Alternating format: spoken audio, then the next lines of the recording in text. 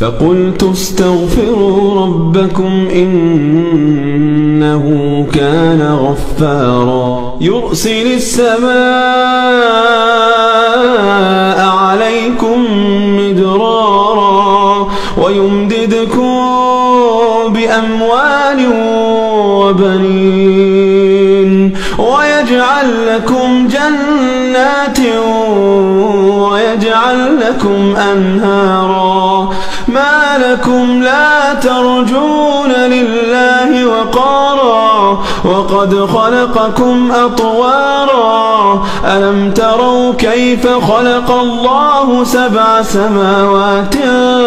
طباقا وجعل القمر فيهن نورا وجعل الشمس سراجا